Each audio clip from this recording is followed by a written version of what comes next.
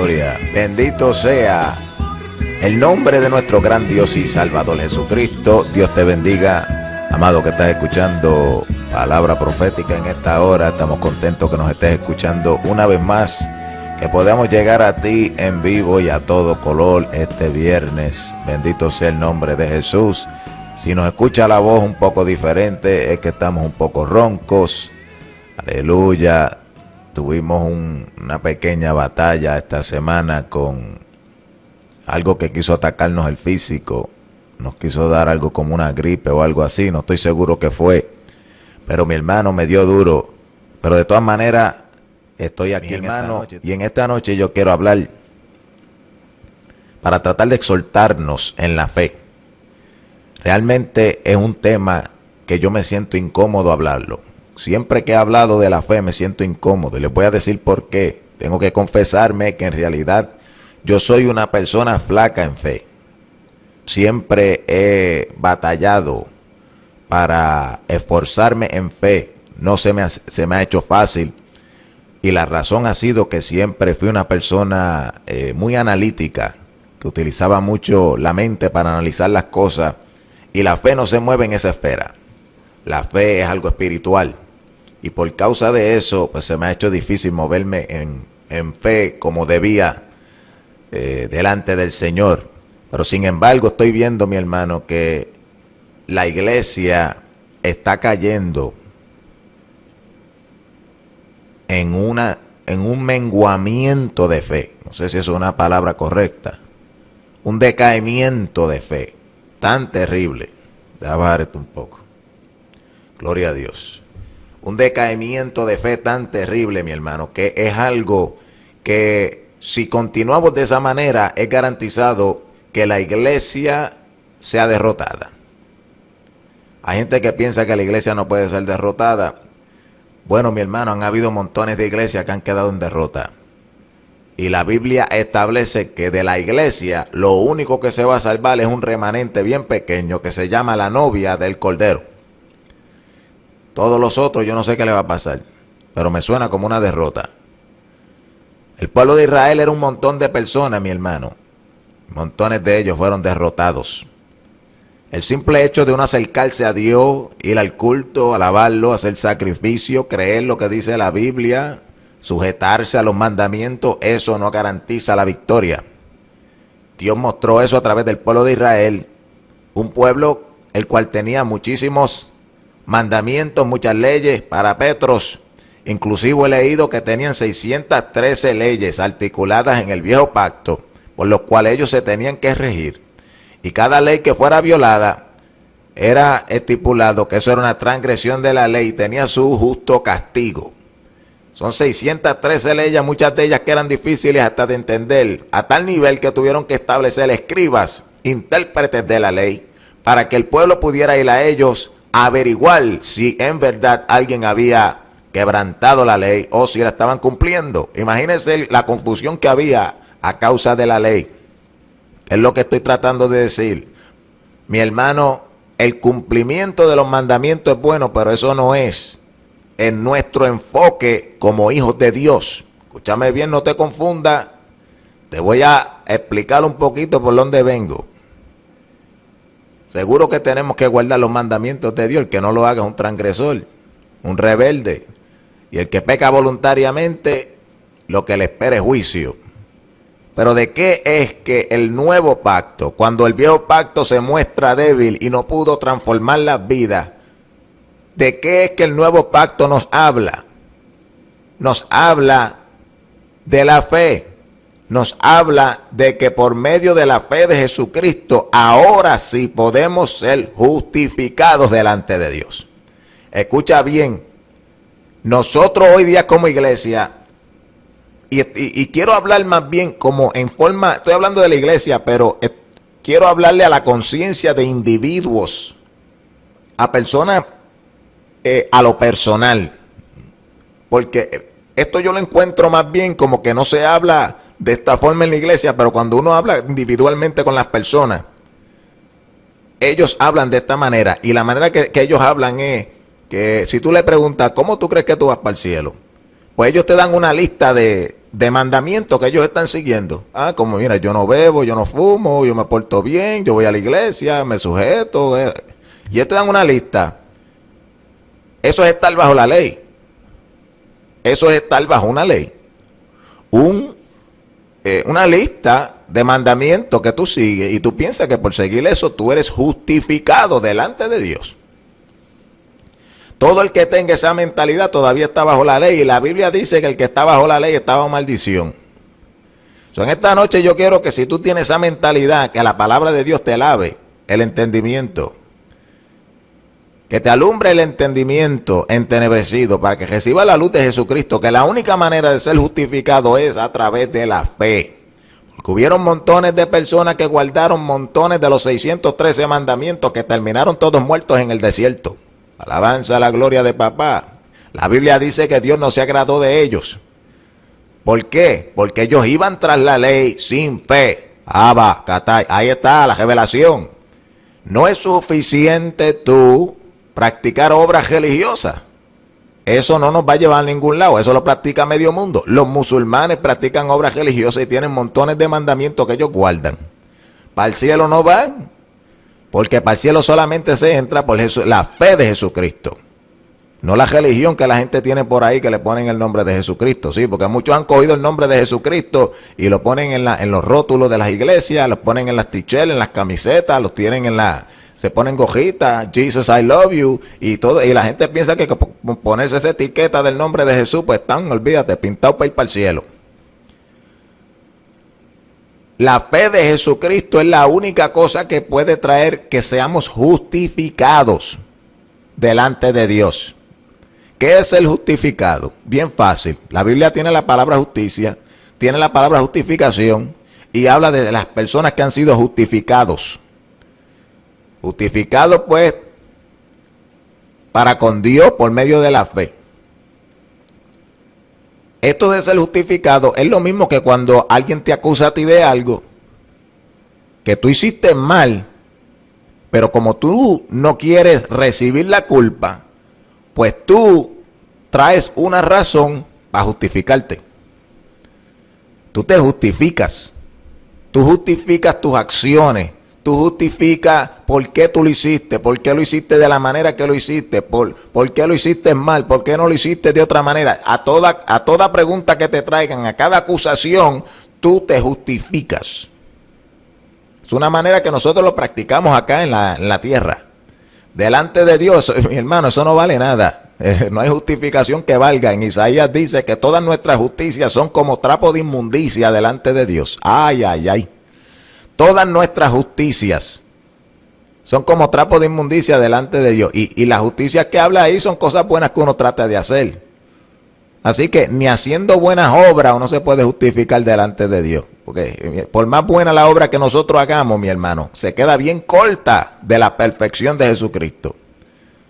Entonces, cuando hablamos de ser justificados por la fe, y que esa es la única manera de ser justificado, estamos hablando de algo que es sumamente importante, porque hay montones de personas que piensan que van a ser justificados en el día del juicio.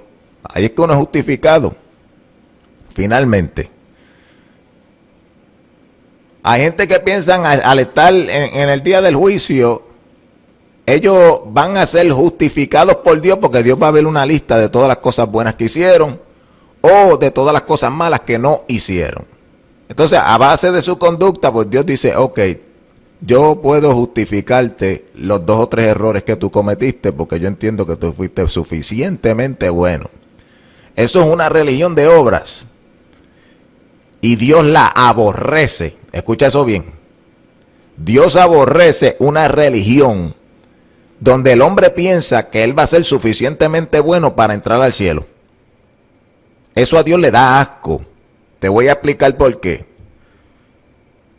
Cada vez que nosotros hacemos eso, que pensamos que vamos a entrar al cielo por ser suficientemente buenos, nosotros estamos ofendiendo a Dios. Y la razón que nos ofende a Dios es porque Dios sabía que nosotros no podíamos ser suficientemente buenos para ir al cielo. Y Él, por su grande amor, envió a su Hijo unigénito a esta tierra, que era inocente, lo humilló, lo escupieron, Le dijeron fornicario, le dijeron nacido de fornicación, le dijeron blasfemo, le dijeron endemoniado, tuvo que pasar un montón de vituperio. El inocente por nosotros, los culpables. Y Dios hizo eso para poner todo el castigo que nosotros merecíamos sobre él, para que a través de él pudiéramos encontrar nosotros justificación en el día del juicio. Si nosotros pudiéramos llegar al cielo a través de ser buenos y de evitar ser malos, no hubiera necesidad de que Dios enviara a su Hijo. No hubiera necesidad de Jesús. Por lo menos en su sacrificio vicario. No hubiera necesidad que hubiese tenido que derramar sangre preciosa del Cordero Divino de Dios. No hubiera necesidad. ¿Por qué? Entonces eso quiere decir que nosotros a través de nuestros propios esfuerzos pues podemos salvarnos. Pues ¿para qué van a necesitar un Salvador si tú te puedes salvar? El Salvador vino porque no había oportunidad de salvación. El justificador vino porque no había oportunidad de ser justificados delante de Dios. Pero una vez que llega el justificador, el Salvador, Jesucristo, a la tierra, todo aquel que en él creyere no será avergonzado. Porque a través de la fe de Jesucristo entonces podemos ser justificados delante de Dios Padre en el día del juicio. A través de la justificación que encontramos en Jesucristo tenemos entrada al trono de la gracia. Podemos hallar gracia delante de Dios para vivir una vida agradable delante de Él. La palabra gracia, mi hermano, no solamente es que Dios te da un favor inmerecido, como siempre se dice, pero la palabra gracia es que Dios te da gracia para tú poder hacer todo lo que Dios quiere que tú hagas. Él te da poder. La palabra gracia es que Dios te empodera, te da la capacidad, te da lo que necesites. Cuando tú estás en gracia, todo se te hace fácil. Dios te abre puertas, Dios te lleva aquí, te lleva allá. Eso es estar en gracia. A lo mejor esto no suene impresionante, pero déjame decirte, esto puede causar que una persona no alcance la salvación. Esto es vida y muerte. El no saber que la única manera de ser justificado es rechazar nuestra propia justificación y encontrar ser justificados en la fe de Jesucristo. El no saber eso es estar perdido. Solamente por medio de Jesucristo podemos ser justificados. Ese era el problema de los judíos. Los judíos, los fariseos, los escribas, todas estas personas, ellos eran fieles guardadores de muchísimos mandamientos. Y ellos estaban plenamente convencidos que guardando estos mandamientos, ellos serían justificados delante de Dios. Te voy a decir más. Estaban plenamente convencidos que ellos estaban justificados delante de Dios. En un estado de justicia, que eran declarados justos por Dios. Que Dios los miraba del cielo y decía, mira, ellos son justos. Y ellos pensaban eso porque ellos se medían conforme a los mandamientos que ellos obedecían, a las cosas buenas que hacían, las cosas malas que no hacían. Por supuesto, muchas veces erraban y no eran juiciosos porque se comparaban ellos mismos consigo mismos. No se comparaban con Cristo, no se comparaban con Dios, no se comparaban con la palabra, no se comparaban con la rectitud de Dios. Ellos se comparaban con el hermano y decían, mira, aquel es más pecador que yo. Y se paraban delante de los altares y allá oraban, Dios mío, te doy gracias que yo no soy como este pecador, no soy fornicario, yo diezmo, yo ayuno, yo voy a la iglesia, no falto. Y a base de eso se sentía que él era justo delante de Dios, o sea, que estaba justificado para ir para el cielo. Estaba empapelado para ir para el cielo. Pero Jesucristo le dijo a los discípulos, usted ve ese fariseo que está orando así, que dice que, wow, gracias Señor. Y después había otro allá, Señor, ten piedad de mí, que yo soy un pecador, no soy digno de levantar mi cabeza delante de ti. Jesucristo dijo que el pecador se fue justificado antes que el fariseo. Alabanza.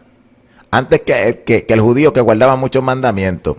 O sea, ¿quién fue justificado? ¿El que guardaba mandamientos o el que los rompía? Mira qué cosa. Los caminos de Dios son algo bien raro. Pero Jesucristo declaró justificado primero al que se humillaba y confesaba su pecado y decía, chacho, yo no sé guardar ni un mandamiento. De los 613 yo no he llegado ni al 12. Y Jesús dice, ese fue justificado. Entonces, nosotros en la iglesia, indirectamente, muchas personas sin saberlo, están practicando lo mismo que ese fariseo. Tú le preguntas cómo tú sabes que tú vas para el cielo y te dan una lista de mandamientos y reglas que ellos guardan. Te dicen, bueno, la iglesia mía tiene un reglamento de 13 puntos y yo no fallo en ninguno de ellos. Yo cumplo con todito.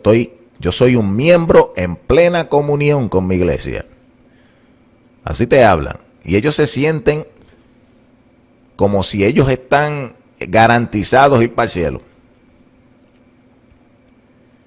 Parte de este engaño lo ha creado el sistema religioso que se ha establecido hoy día sobre la tierra.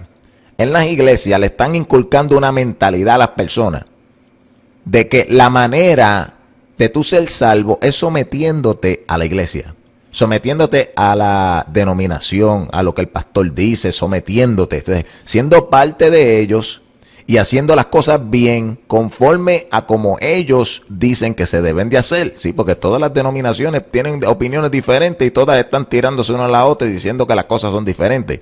Todas tienen reglamentos diferentes y todas le están diciendo a sus miembros, después que tú sigas mis reglamentos, tú estás bien. Y son millones y millones, mi hermano, de cristianos que están en todas estas diferentes denominaciones y todos te dicen que están en plena comunión por estar siguiendo los reglamentos de sus denominaciones. Sin embargo, entre las diferentes denominaciones, todos tienen reglamentos diferentes. Aquí hay un despelote total. Algo está mal. Y es que la gente está bajo ley. La ley de su denominación, la ley de su concilio, de sus organizaciones. Entonces, ¿cómo tú sabes, mi hermano, de que tú puedes ser justificado para con Dios? Y que tú vas a ser justificado en el día del juicio. Y que tú te vas a salvar. ¿Cómo tú puedes saber eso? Bien fácil.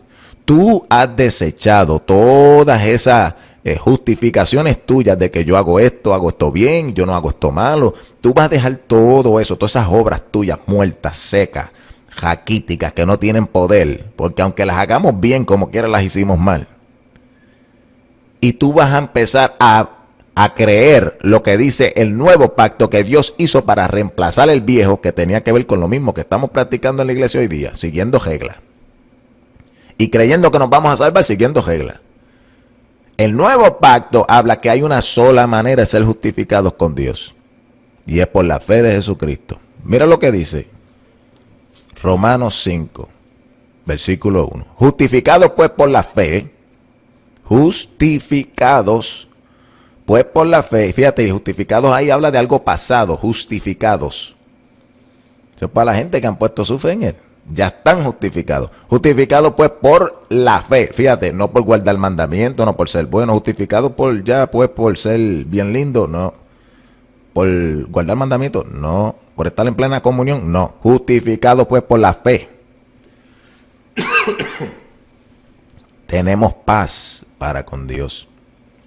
Y esa paz que está hablando ahí, mi hermano, es una paz de no tener temor de la ira de Dios. El que no ha entrado en este tipo de fe, todo el tiempo tiene miedo de caer bajo la ira de Dios, de ser juzgado de Dios. Esas son personas que en realidad no han entrado en la verdadera fe que te hace descansar en Dios y tener paz para con Dios. Tienes que buscar salir de tu religiosidad, de tu manera de buscar a Dios y creer que tú te vas a salvar por, yo oro suficiente 3 horas. Vamos a decir, si yo oro 3 horas, ayuno 2 veces en semana, me congrego fielmente, no falto a los cultos, no fallo en ofrenda, y no voy a la discoteca, no me tiro la mujer de mi hermano, ok, ya, cumplí. Ahora voy para el cielo. No, mi hermano, no es así. Justificado pues por la fe, tenemos paz para con Dios por medio de nuestro Señor Jesucristo. ¿Tú ves? Que la herramienta que Dios utilizó fue el Señor Jesucristo. Y a través de Él y su sacrificio y sus obras, su obediencia, todo lo que hizo fue perfecto. Pues Él pudo apaciguar la ira de Dios hacia nosotros. Pero la única manera de nosotros entrar en esa paz es poniendo nuestra fe en las obras de Jesucristo y quitarla de las nuestras. Entonces recibimos justificación delante de Dios. Te lo voy a leer otra vez. Justificados pues por la fe tenemos paz para con Dios por medio de nuestro Señor Jesucristo. por el cual también tenemos entrada por la fe a esta gracia. ¿Tú ves? ¿Cómo entramos a esta gracia? Por Jesucristo, por su fe. Por el cual también tenemos entrada por la fe a esta gracia, en la cual estamos y nos gloriamos en la esperanza de la gloria de Dios. ¿Tú ves? Mira, esto está bien claro. La esperanza de la gloria de Dios es la gloria venidera. Lo estamos esperando. La esperamos en esperanza.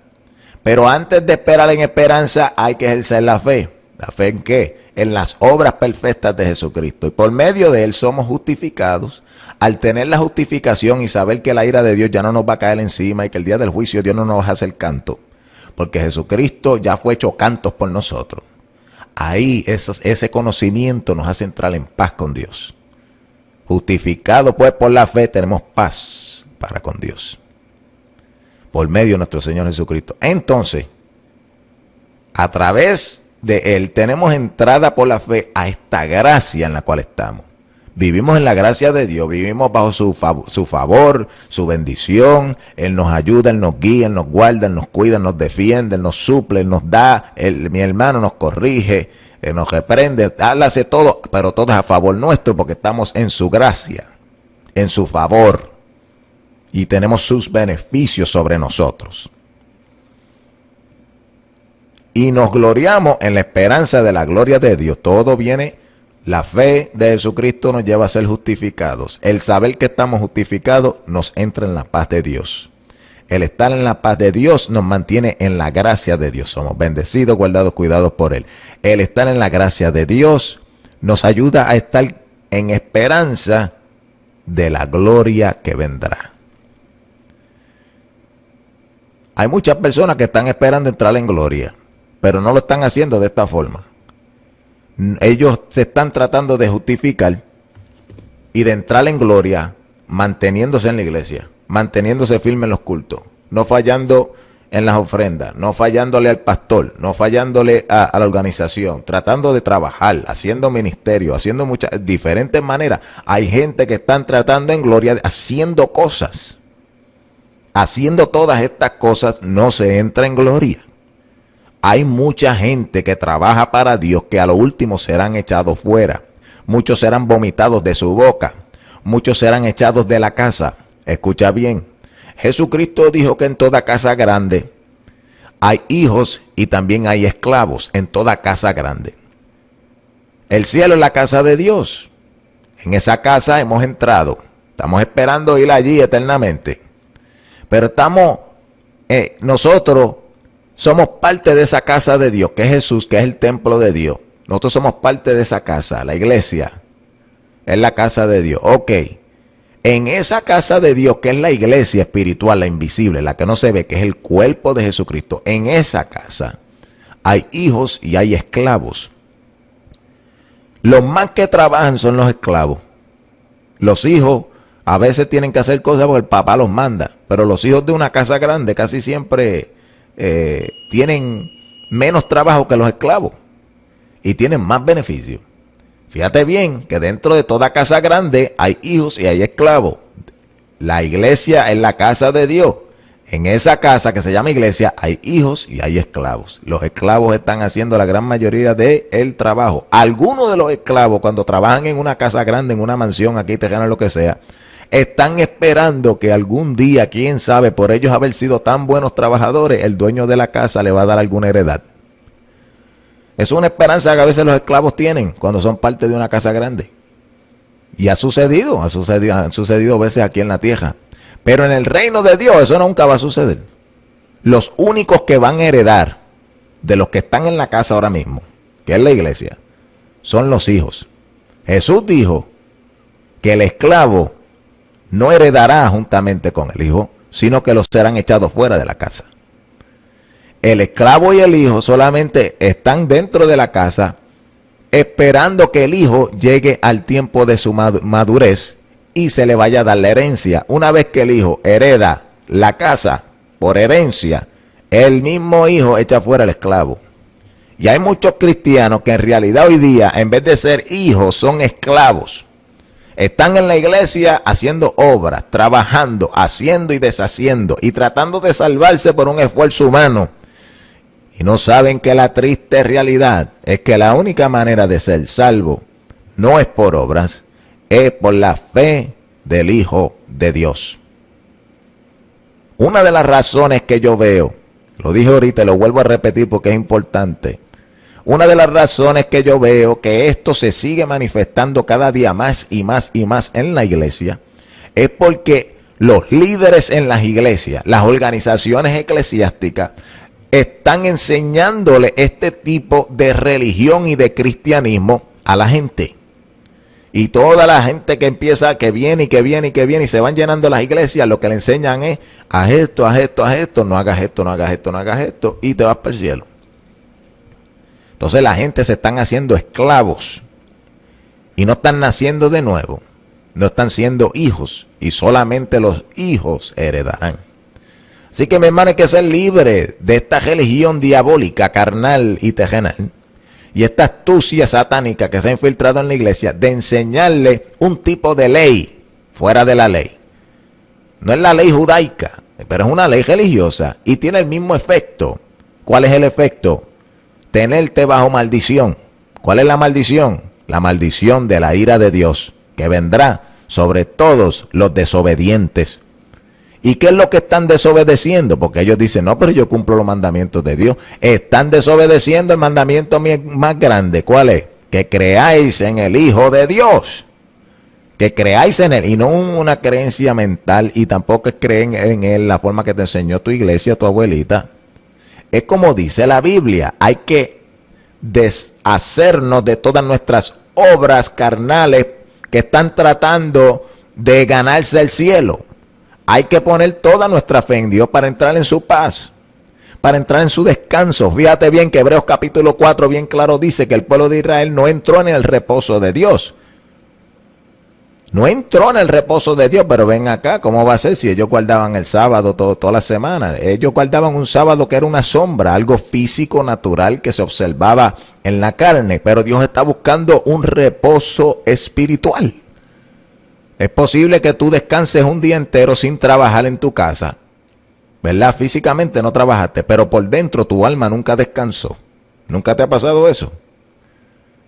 Tú no estabas en reposo. Tú estabas quieto físicamente, pero por dentro tú no reposaste en nada. Inquieto, preocupado, nervioso, ansioso. Eso no es reposo. ¿Por qué viene todo eso? La ansiedad espiritual y el nerviosismo espiritual. Porque uno no ha entrado en el reposo de Dios. Entonces Hebreos 4 dice que nosotros tenemos que velar que no nos suceda la misma cosa. ¿Y por qué ese pueblo no entró? Porque seguían los mandamientos de Dios, lo cual es bueno. Seguían los mandamientos de Dios, pero no los mezclaban con fe. Escucharon el evangelio y no lo mezclaron con fe. Ellos trataron de hacerlo de su propia fuerza. No descansaron en el Señor. Entonces cuando uno no descansa, no tiene paz. Y cuando uno no tiene paz, uno no tiene esperanza de entrar en gloria. Uno lo que tiene es miedo de que Dios lo va a talar.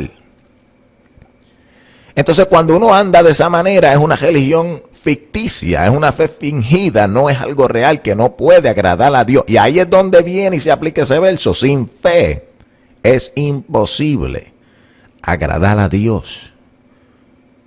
Si tú vives con miedo de que Dios te va a desechar y que te va a mandar para el infierno y todas esas cosas, tú vives con ese miedo y no puedes entrar en un descanso, en una fe, es que tú no, en realidad no has puesto tu fe en Jesucristo, la estás poniendo en ti misma, la estás poniendo en lo que tú haces, lo estás poniendo en, wow, fui suficientemente bueno hoy.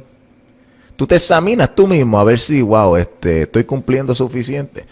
Y entonces, a base de tu evaluación, tú te mandas para el cielo o te mandas para el infierno. Esa no es la fe de Jesucristo. Tú tienes que examinarte de una manera a ver si tú estás confiando en Jesucristo. Muy bien, se puede aclarar también en este momento que si tienes una verdadera fe, pues obviamente van a estar las obras acompañándote y va a haber un fruto del Espíritu presente. Eso no hay quien lo quite. Es decir, nosotros no nos podemos engañar y mucho menos vamos a engañar a Dios, porque el árbol por su fruto se conoce. Y el árbol que no dé fruto, el pámpano que no dé fruto, será cortado y echado al fuego. Entonces esto no es una fe de embuste, porque Santiago aclara y viene y dice, la fe sin obras es muerta. Yo te mostraré mi fe por mis obras. Pero fíjate bien que él está diciendo mi fe se demuestra, se manifiesta con cosas que salen de mí, que yo hago. Él no está diciendo que yo voy a entrar en la fe de Dios haciendo cosas. Él está diciendo que a través de la fe del Hijo de Dios, yo manifestaré lo que Dios ha depositado en mí, lo viviré. Caminaré en este mundo como que soy diferente. Caminaré como que soy nueva criatura. Yo lo seré, yo lo voy a hacer porque lo soy. Yo lo creo, Él lo hizo en mí. No es que yo voy a tratar de convertirme en una nueva criatura. Eso es lo peor del mundo, una persona tratando de convertirse en una nueva criatura. Si eso es una obra del cielo, ¿cómo uno lo va a hacer?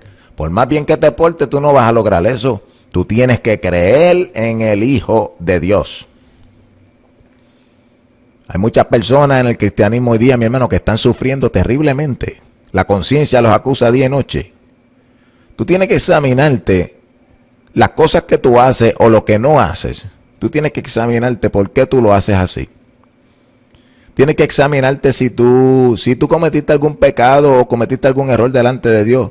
A ver si son cosas que son ignorancias que tú cometes, son inmadureces o si son frutos de tu propio espíritu que está corrompido y todavía no ha nacido de nuevo. Tú tienes que escudriñar eso.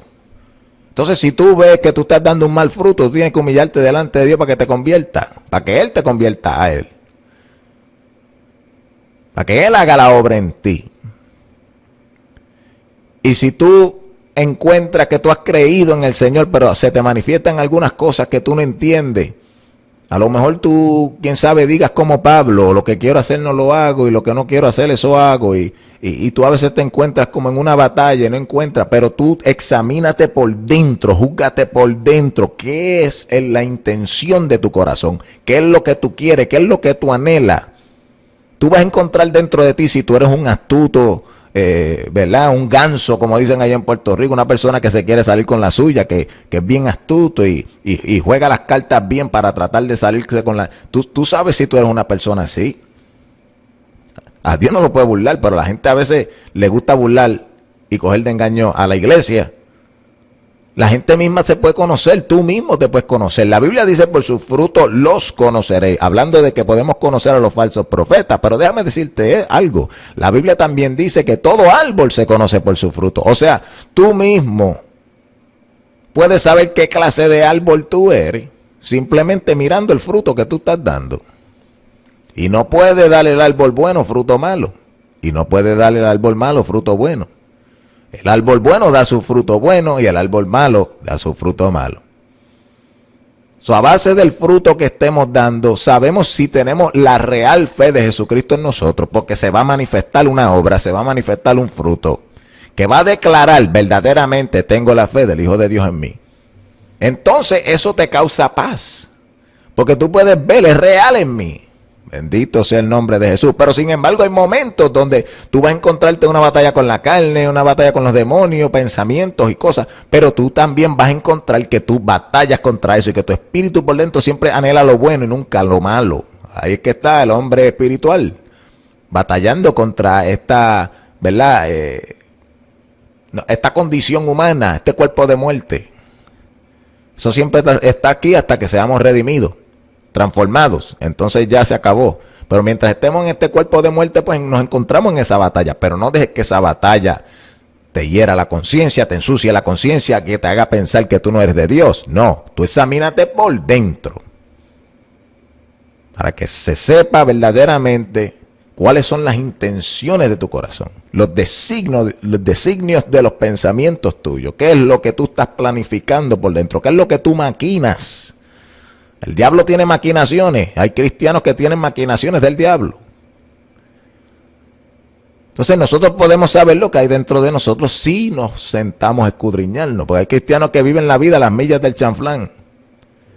Nunca meditan, nunca se escudriñan, nunca se buscan. Usted sabe que aún los negocios del mundo, los deportistas, sacan un tiempo de su vida ajetreada todos los años para hacer un análisis de todo lo que hicieron, cuál fue el fruto, cómo les fue, si van bien o van mal. Hasta el mundo lo hace y nosotros como gente espiritual no meditamos sobre el lecho de nuestra cama. No le preguntamos al Señor, Señor, revélanos a ver si tenemos algún pecado oculto. Esas son las cosas que debemos hacer para examinarnos. Pablo le dijo a los corintios, examinaos a vosotros mismos a ver si estáis en la verdadera fe. Hay gente que está engañada. Pues mi hermano, la iglesia ha perdido muchísimo terreno por esto de la fe, la falta de la fe en el Hijo de Dios. Y ha perdido mucho terreno en cuestión también de la fe que tiene que ver para agradar a Dios nuestro diario vivir. Estamos haciendo muchas cosas con las fuerzas humanas. Vamos a entrar ahora en otro ámbito que tiene que ver con la fe. Si alguien se enferma, todo el mundo habla de los médicos, los científicos, las mejores medicinas. Los mismos hermanos en la iglesia, todo el mundo dice, oh, mira, te empiezan hasta a recetar lo que tú tienes que tomar para batallar contra esa enfermedad que te acaba de dar. ¿Dónde está la fe en eso? Te voy a decir dónde está la fe. La fe esa está en la ciencia, en los doctores, en las medicinas. Eso no está en Jesucristo. Los tiempos bíblicos, mi hermano, eso, olvídese, eso era una blasfemia. Eso era una abominación. Poner al hombre antes que a Dios. Esto fue el error de Israel allá en el desierto. Le daba más gloria a egipcios y a los reyes de los paganos que la guianza del Espíritu. La iglesia está cayendo en eso porque le falta fe. La fe es algo espiritual y como la iglesia ha caído de la espiritualidad, ya no están dando en la fe de Jesucristo como debe. Arrabasa mía. Están dando en un intelecto humano. Están dando en un razonamiento terrenal. Está encontrando soluciones a todos sus problemas en el mundo. Se está apoyando del bordón de Egipto. Ay, ay, ay. El bordón de Egipto, que se puede partir, estillar y traspasarnos las manos. El bordón de Egipto, esa cosa que uno utiliza cuando uno está cojo y quiere caminar y necesita algo donde apoyarse. El bordón de Egipto, eso es usando el mundo para ayudarnos a caminar en la vida espiritual. Ay, ay, ay. Usando las técnicas humanas, usando los estudios, usando la ciencia, usando todas las cosas menos a Dios. Los mundanos utilizaban caballos y usaban carros de guerra y usaban muchas cosas y Dios a veces mandaba 300 israelitas a hacer ruido y con eso nada más se caían todos los caballos para el piso. Dios quiere que nosotros entremos en ese tipo de fe. Hoy día cuando hay problemas en la iglesia van y consultan abogados y cuánta cosa y el Espíritu Santo nunca lo consultan.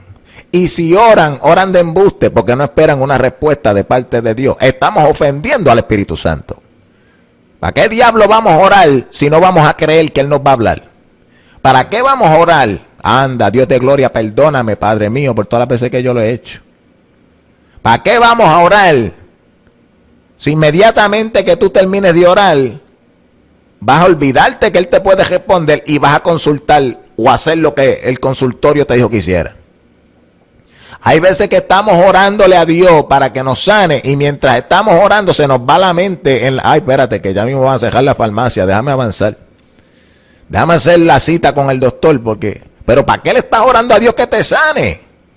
Si ya tú tienes tu mente que tú vas a encontrar tu sanidad, tu salvación en un hombre. Esa es la manera que la iglesia está funcionando hoy. Surgen problemas económicos. Vamos a llamar unas personas que sepan de finanzas para que nos reformulen la manera que hacemos esto aquí. Empiezan a haber personas que empiezan a decir, mira, ahora vamos a hacer conciertos cristianos, de ahí tú puedes sacar un par de fonditos. Réntale el templo a esta otra iglesia allá por tanto, por mil al mes. Entonces esta gente hace unas actividades, cada vez que hagan actividades, tú le rentas ese cuarto, ahí tú le sacas fondos, haces una conferencia de matrimonio, trae este hombre que sabe hablar bien lindo y cobra 20 pesos a cada matrimonio que viene para aquí para escuchar esa conferencia, ahí tú vas a sacar 2,000. Mira, entonces después acá tú invitas a este hombre que canta bien lindo y cada vez, mi hermano, que hay problemas económicos, van y buscan el bordón de Egipto y se olvidan de la fe de Jesucristo. Nos estamos apoyando de técnicas humanas, sabidurías humanas, cosas que no requieren que dependamos de Dios. Ahí no hay fe. Y por eso es que la iglesia, mi hermano, sigue en decadencia espiritual y cayendo en poder. Cayendo, ya acá, mi hermano, los milagros escasean de una manera terrible. Casi no se oye un testimonio. Esto es una tristeza lo que hay. Los testimonios escasean. Lo que se oyen muchos testimonios que son emocionalismo. Eso sí se oye. Gente, no, que aquella lloró. Lloré, mira. Mira. Entonces hacen un culto y no, pasaron 300 personas al frente, mi hermano, pero hay que buscarle el fruto. Tú puedes ir a cualquier sitio. Vete a un sitio de esto, cuando los católicos se reúnen en un coliseo, para que tú veas cuántos pasan al frente. Y allí están todos llorando también. Cargando estatuas y crucifijos y collares y orándole a los santos. Y están todos llorando. Y cuando salen de ahí, tú los entrevistas. ¿Y cómo estuvo el culto? Muchacho, la gloria de Dios. Alabanza a Jesús.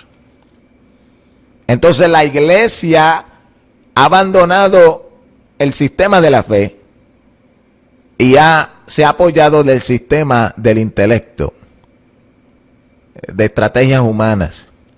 Ya no se ven aquellos predicadores, mi hermano, que no tenían mucha letra, pero cuando el Espíritu Santo caía sobre ellos, la unción misma le daba la palabra poderosa, tarabasando, una palabra terrible, una palabra que impactaba, una palabra que rajaba cabezas y corazones. Y que Dios mismo confirmaba con señales. Ese tipo de predicador ya no se ve. Ahora, para que alguien sea reconocido como un predicador, tiene que ser letrado. Si no, olvídese, eso no sirve para predicar. Ese hombre no sabe, ¿no?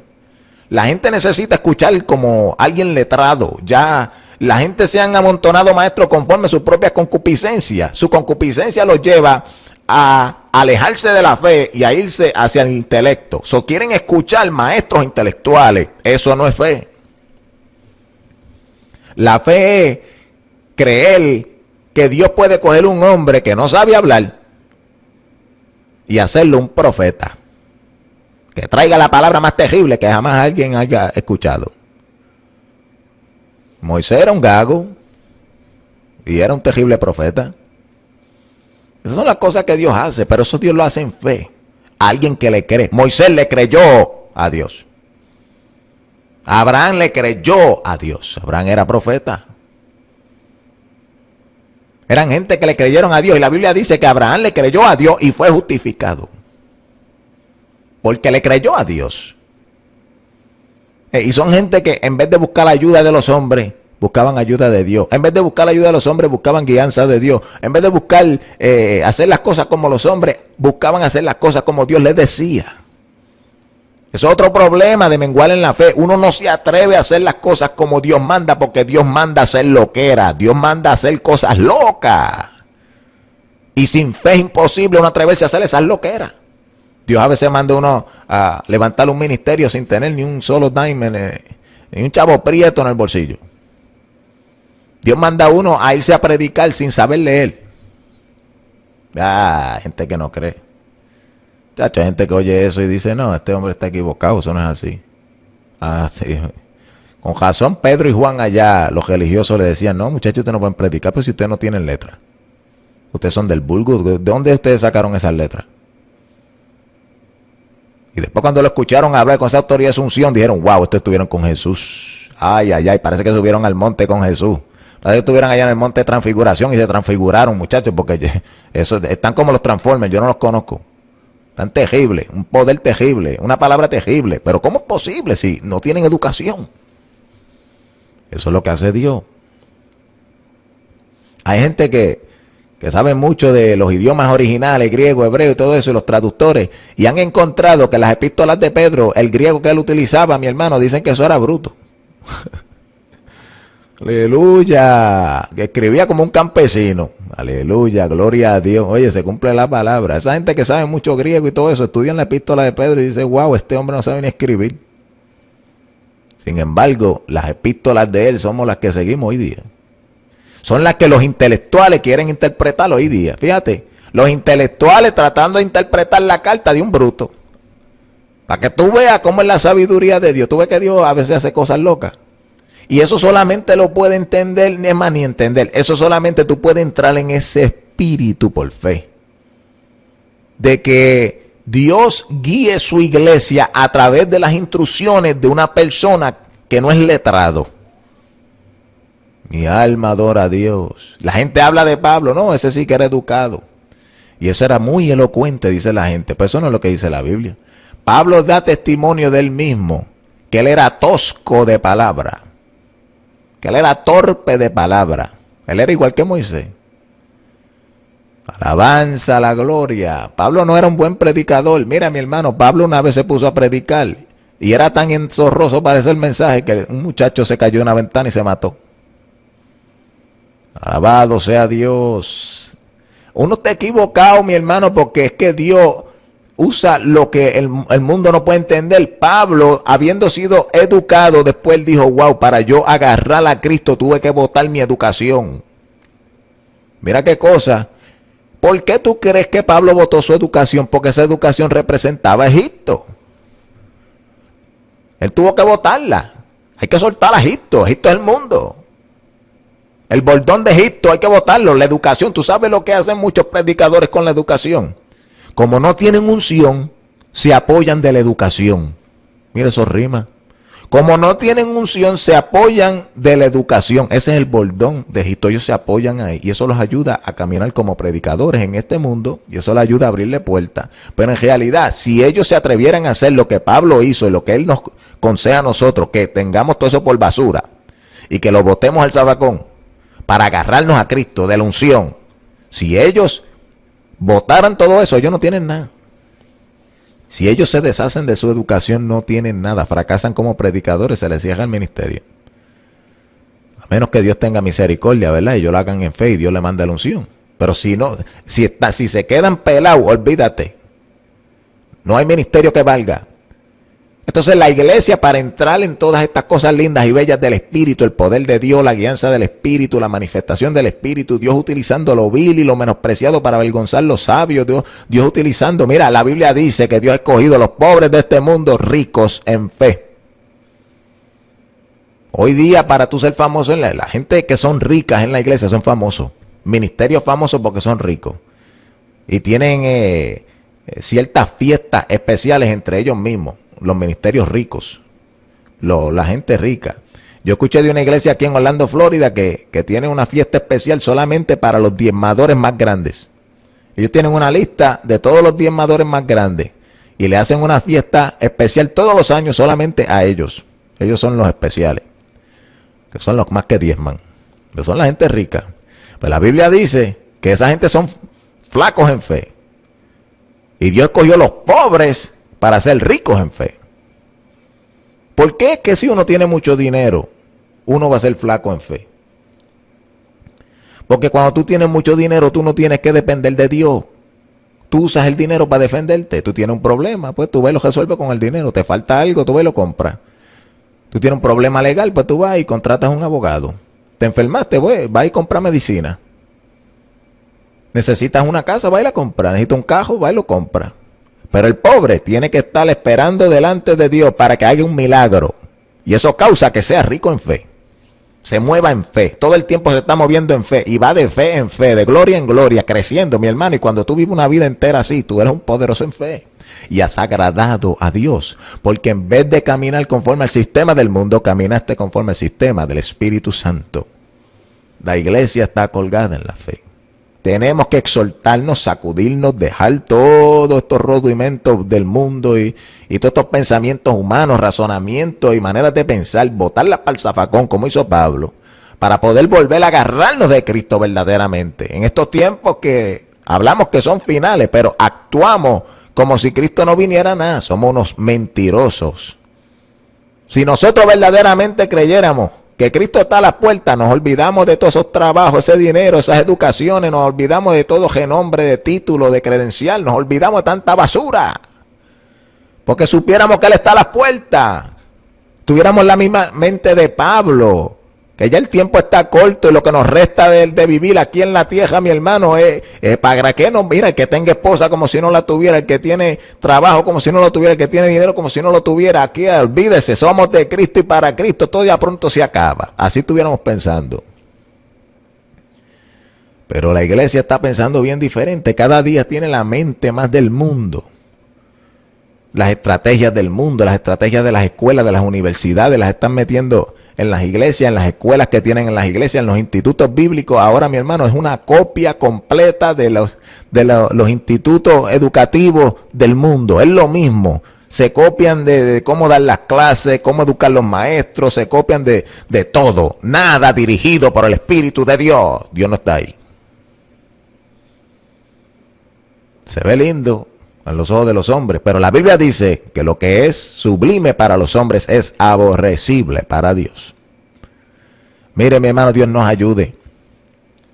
Yo sentí traer esta exhortación y hablar de esto porque en realidad es algo, mi hermano, que es fundamental al evangelio y es necesario para la salvación.